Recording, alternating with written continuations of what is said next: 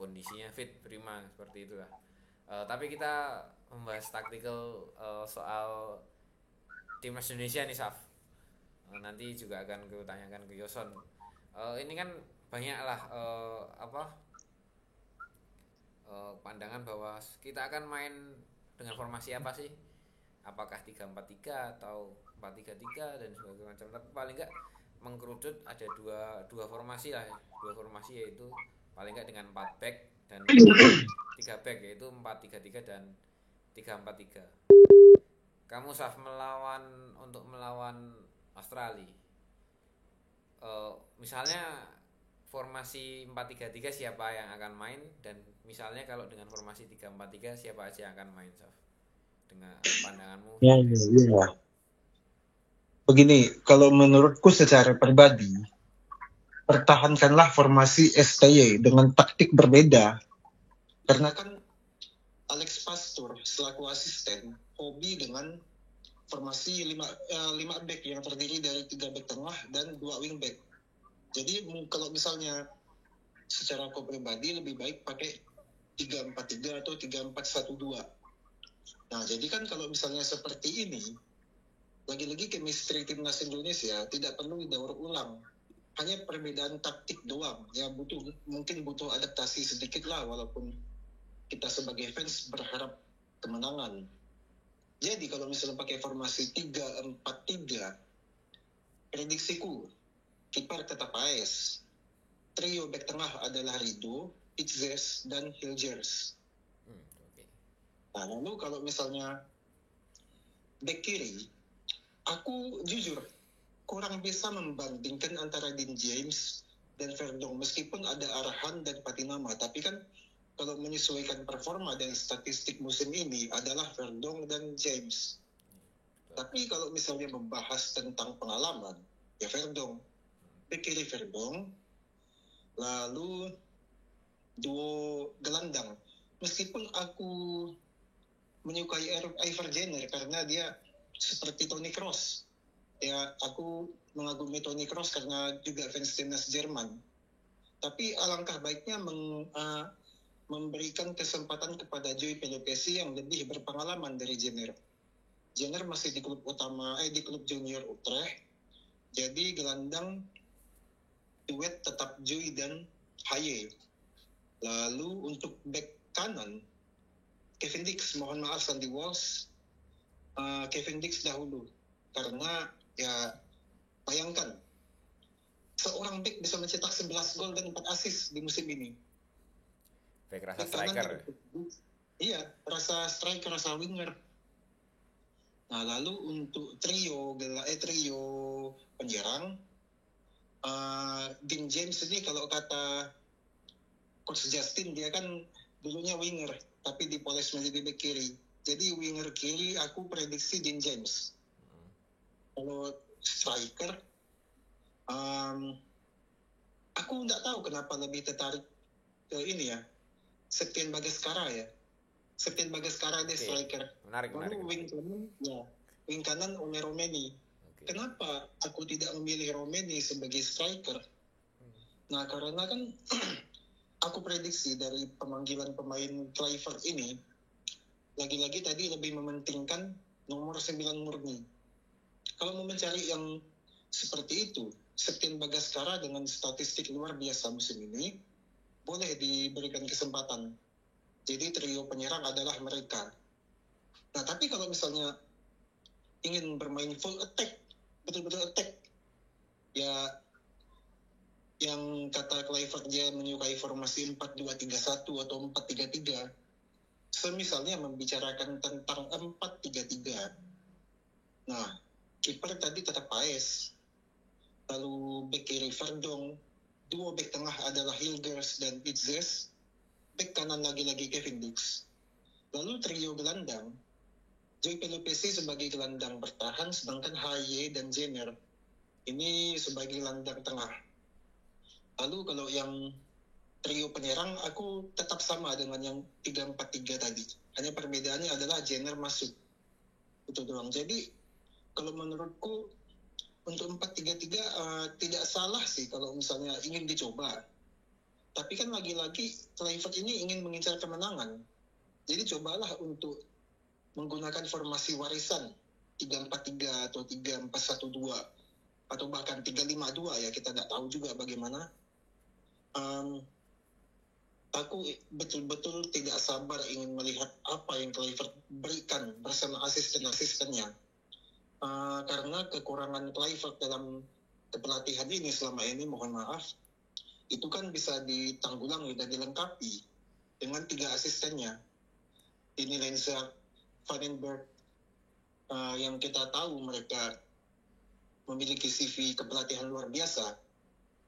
Itu aku harap taktik yang terbaik lah pokoknya, bisa membuat timnas Aussie dan Bahrain yang banyak bacot itu bisa bingung begitu.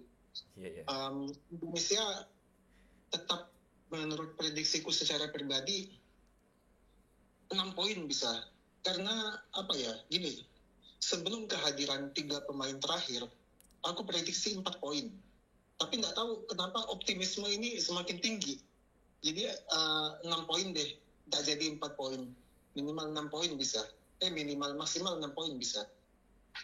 Oke. Ya, gimana ya, kalau kamu gimana melihat pertandingan melawan Australia besok? Kalau 3-4-3 siapa aja yang main? Kalau 4-3-3 siapa aja yang main? Ya, menarik ya analisa taktikal menjelang seminggu sebelum timnas Indonesia bermain lawan Australia.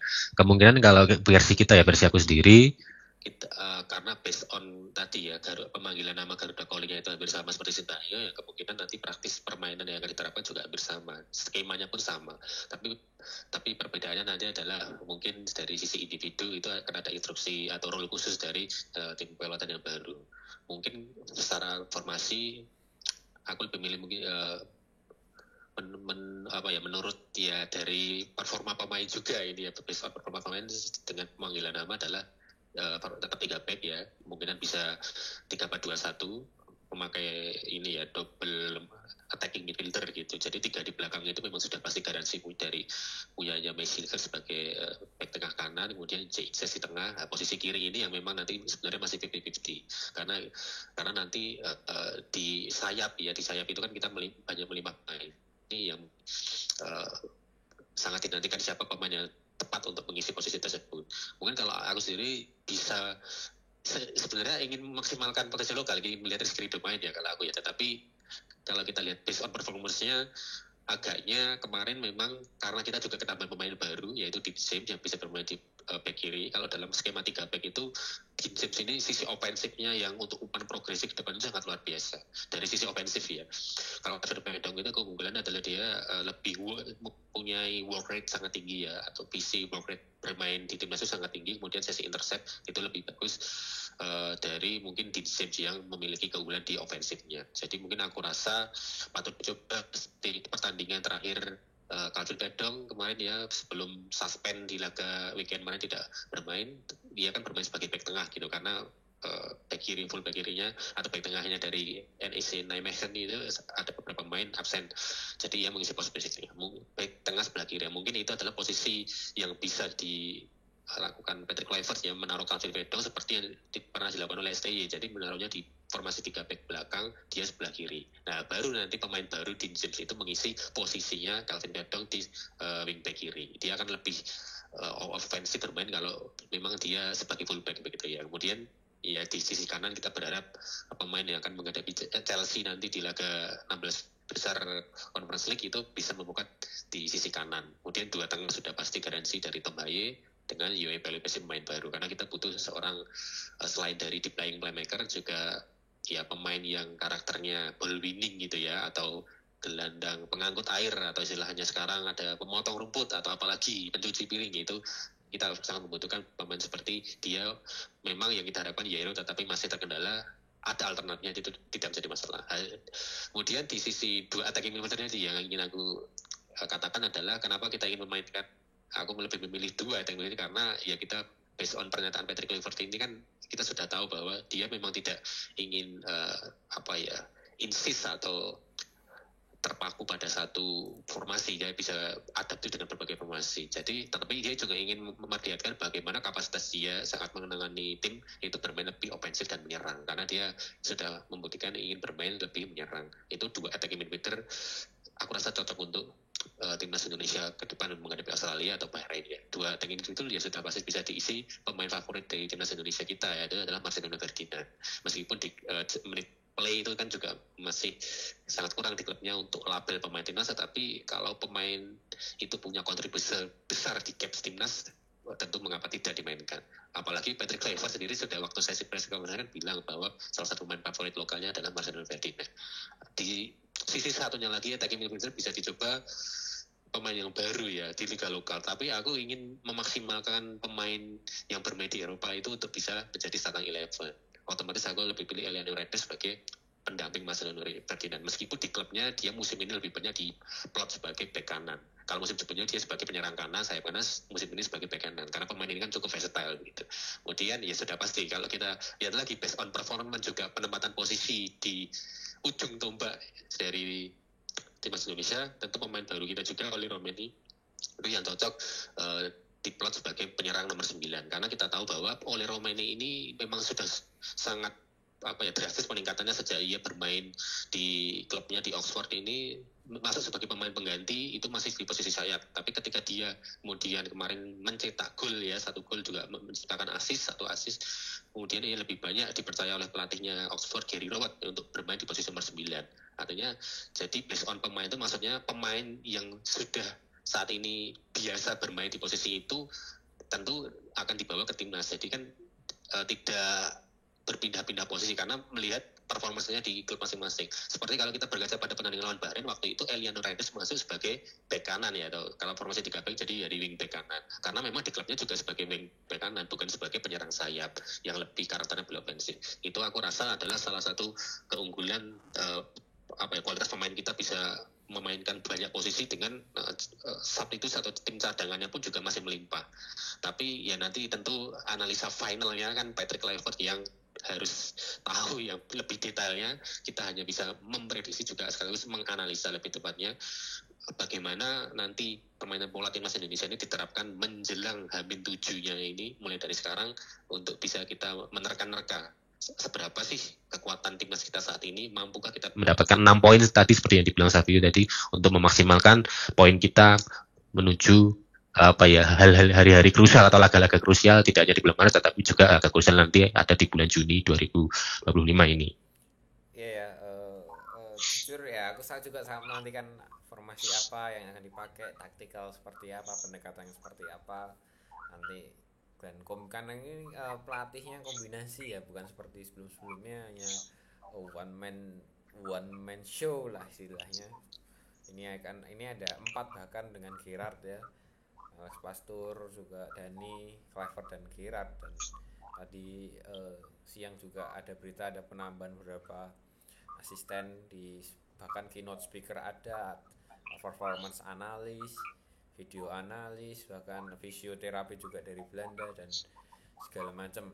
Tapi ya tadi mengkerucut dengan formasi 3 back dan 4 back, aku ya condong untuk melawan Australia ini fokusnya adalah bermain pragmatis dulu, atau kalau enggak menggunakan taktikal yang sama seperti Sintayong dengan pendekatan lebih defensif. Dan begitu nanti lawan Bahrain kan karena aku rasa Bahrain ini lebih possible dan kita mengincar kemenangan di sana, jadi bermainnya lebih ofensif di sana. Tapi melihat lawan Australia besok dengan 3-4-3, aku mungkin di penjaga gawang. Tadi siang aku sih menulis satu berita bahwa secara statistik sebenarnya Emil Audiro ini kalau dinilai secara statistik ya lebih layak menjadi kiper utama. Tapi Martin Paes itu menang chemistry. Tapi ada penilaian lain, yaitu performance yang tadi kalian singgung nih, Yus dan Saf. Kalau secara performance di laga awal MLS ya, Martin Paes juga bermain buruk. FC Dallas ini tim paling banyak kebobolan ya sejauh ini di MLS. MLS masih kalau nggak salah 3 pekan atau 4 pekan, sementara Emil semenjak pindah ke Palermo itu selalu bermain tampil baik, dan kalau nggak salah di pekan kemarin dia jadi team of the week sebagai penjaga gawang di Serie B. Nah ini cukup menarik nih menantikan, tapi aku lebih condong ke Martin Paes karena sisi chemistry akan utamakan di pertandingan kali ini. 3 di belakang itu pasti akan milik Ijaz, persis di depan Martin Paes, kemudian Mes Hilgers ya di kanan. Nah di kiri ini aku akan mainkan Calvin Verdong, dan wingback kiri akan mainkan Dean James, wingback kanan ya Kevin Dix pasti, di tengah ya tadi Joe Lupesi dan Tom Haye. Sementara di depan mungkin aku akan masang Ivar akan dorong bersama Joe Lupesi agak di belakang, sementara Tom Haye ini lebih, aku pengen lihat Tom Haye bermain free roll ya, karena dengan tiga kombinasi 3 gelandang itu, Tom Haye, Joe Lupesi dan Ivar ini, kita akan mainkan possession yang kuat di tengah melawan Australia, dan aku harap kita bisa menang di lapangan tengah melawan Australia besok. Kemudian itu sisanya di depan itu ya Ole Romeni dan Eliano aku rasa akan tampil di sana.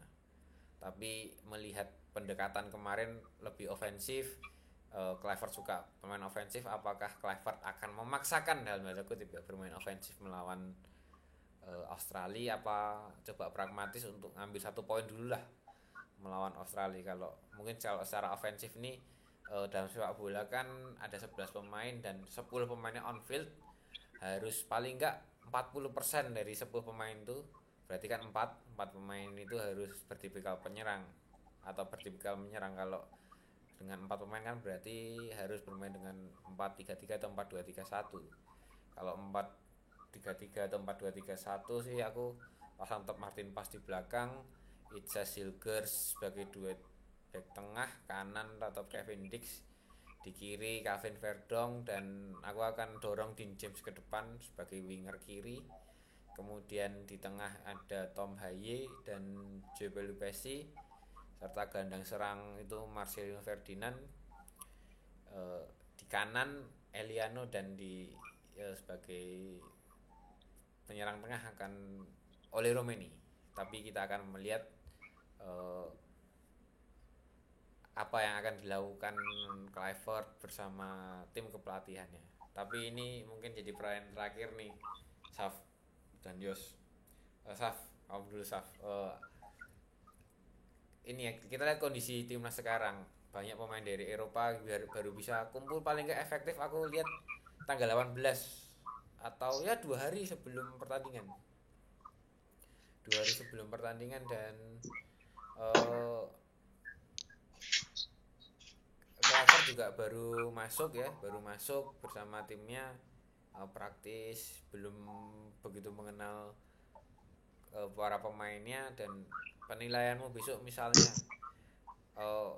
batas atas kan pasti kita berbicara harapannya adalah menang, tapi batas bawahmu apakah kalah nggak apa-apa atau harus minimal 1 poin, Saf? Gimana, Saf? Mutlak kalau dari prediksiku, penilaianku, jangan sampai kalah, pokoknya jangan sampai ya hasil memalukan lah, karena kan kayak tadi yang kau bilang itu, PSSI sudah berupaya untuk mengoptimalkan pemain-pemain yang ya berkualitas tinggi lah, yang sudah sumpah WNI juga. Terutama mayoritas pemain timnas Indonesia ini sudah betul-betul luar biasa. Jadi aku harap tidak ada lagi kata kalah. Seburuk-buruknya adalah 1 poin, berapapun skornya itu.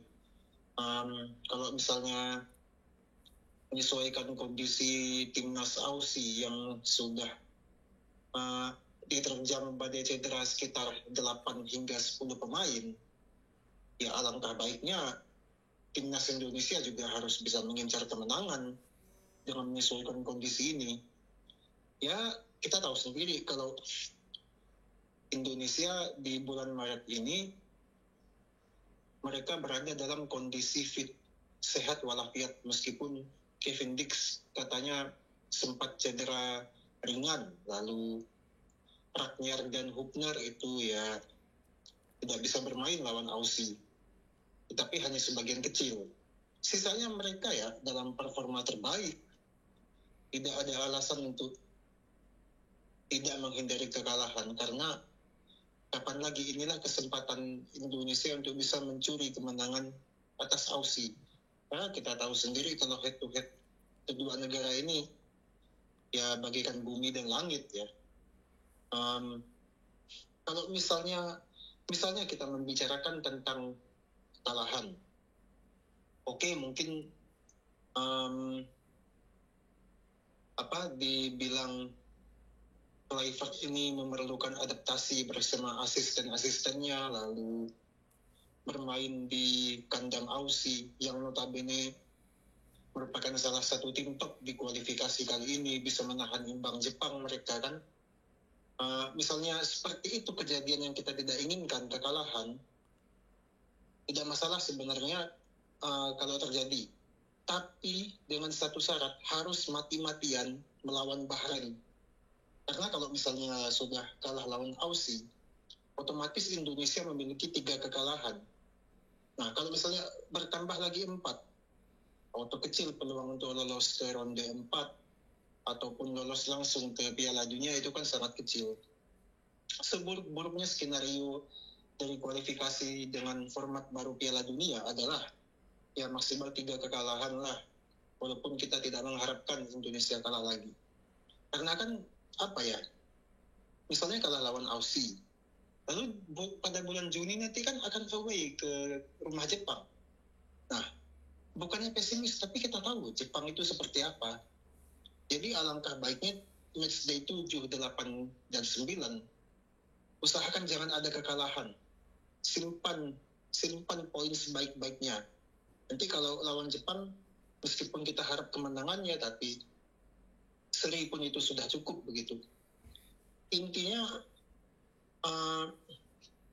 jangan melakukan kesalahan yang sama seperti apa yang dilakukan Sinteyong dengan rotasi pemain waktu lawan China. Aku harap Kluivert tidak akan melakukan blunder fatal. Ya, begitulah intinya, harus bisa meraih kemenangan. Karena inilah kondisi pemain Indonesia yang betul-betul wow. Ya, ya aku rasa betul apa yang kau bilang, tapi gimana Yos?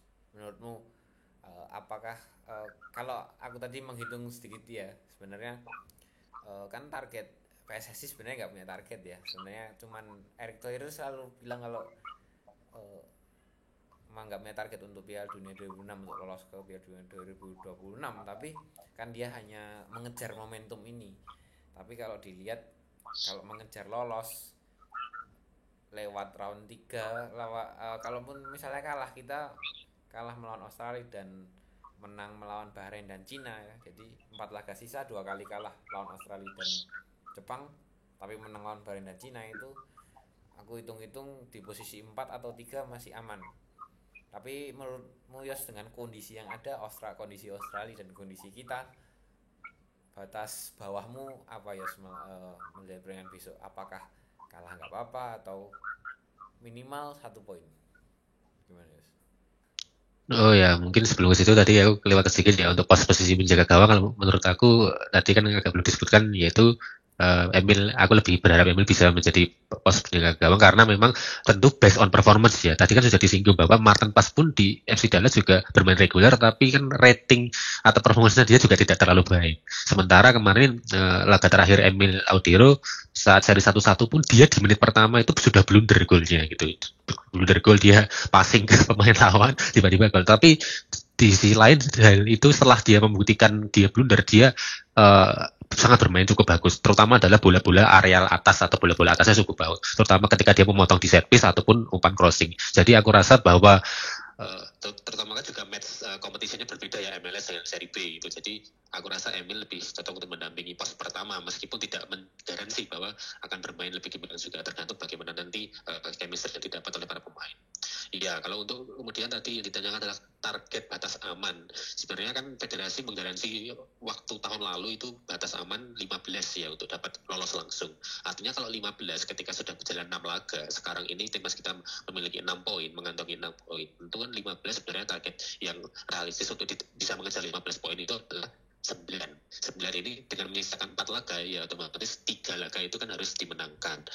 Kalau menurut realistisnya pun lagi bahwa ya 3 menangan itu ya sudah pasti melawan Australia, Bahrain dan Tiongkok atau China PR nanti ya. Kalau lawan Jepang oke lah, kita berkaca pada putaran pertama 0-4 itu mungkin kita bisa sedikit ya tidak mengabaikan, tetapi kita cukup bermain menunjukkan agar kita tidak kalah banyak ataupun bisa menahan imbang, itu sudah bagus. Jadi kalau misalkan target itu 15 poin pun tidak terpenuhi agar bisa menjadi peringkat 2 terbaik, ya tentunya kan ultimate ada 3-4 tadi sudah kamu singgung tadi ya, 2 poin di menghadapi Bahrain dan menghadapi China PR itu kan 6 poin, otomatis kita sudah ada batas aman untuk mendapatkan slot di posisi keempat nih, itu sudah garansi ya kalau bisa 2 laga meskipun nanti lawan Australia atau Jepang kita tidak mendapatkan poin maksimal, tapi kalau 2 bisa 6 poin itu peringkat 4 pun aku rasa sudah bisa garansi untuk kita lolos ke babak playoff. Tapi kan ya tadi Ketua PSSI sendiri Pak Erick Thohir selalu mengatakan tidak ada target, tetapi dia berkata momentum yang sudah ada, karena betul ya momentum itu memang harus kita kejar, bukan kita yang menantikan apakah momentum itu bisa berguna atau tidak, tetapi yang kita harus kejar terus itu adalah momentum. Salah satunya dengan penampilan atau penguatan lini atau taktikal timnas Indonesia saat ini dengan ditekannya banyak pelatih, asisten pelatih, coaching staff, kemudian pemain yang kualitasnya lebih tinggi lagi akan merapat ke timnas Indonesia. Dan itu adalah salah satu bagian untuk mengejar momentum tersebut. Jadi aku rasa ya memang 9 poin kalau kita berkaca pada target federasi pada tahun lalu pun masih optimis aku dapatkan ya, agar kita benar-benar bisa lolos langsung kita tanpa melalui babak playoff ya, karena nanti playoff itu jadwal akan lebih padat lagi. Tentu kan lawannya ya itu yang konspirasi yang aku khawatirkan itu kalau lawan-lawan di babak playoff itu negara Arab semua ya, tanpa kita mendiskreditkan negara-negara Liga Arab ya, itu kan, tapi memang faktanya gitu on the field-nya memang begitu. Jadi kalau di playoff nanti dari grup A, grup B, grup C kita bertemunya negara Arab semua, kita sendiri yang bukan dari Liga Arab tentu akan memberatkan kita. Jadi garansi amannya kalau bisa peringkat kedua dengan target 15 poin maksimal sesuai dengan awal federasi bilang, mengapa tidak, supaya kita juga bisa lebih cepat, sekaligus nanti kalau kita bisa lolos peringkat 2 kan waktu yang tersisa itu kan bisa kita gunakan untuk FIFA Matchday, misalnya menghadapi timnas Belanda kemarin yang sudah besar-besarkan gitu kan, ataupun menghadapi lawan yang sesuai kapasitasnya untuk bermain di dunia, ya menyesuaikan lah. Jadi makanya kita cepat untuk lolos tentu akan semakin baik untuk timnas Indonesia. Ya semua itu tergantung nanti tanggal 20 nanti bagaimana Patrick Kluivert ini bermain ya. Kita tentu akan menganalisanya lebih dalam lagi. Ya, kalau aku sih melihat apa yang sudah dilakukan PSSI sekarang, pengorbanannya 15 hari kalau nggak salah ya, proses terakhir 3 pemain ini bisa 15 hari. Bayangkan dulu Sandy Walsh 7 tahun prosesnya. Jadi apa yang dilakukan PSSI sekarang memang sudah segalanya, aku bisa bilang segalanya, mendatangkan pelatih baru dengan berbagai resiko ya, dengan berbagai resiko segala macamnya.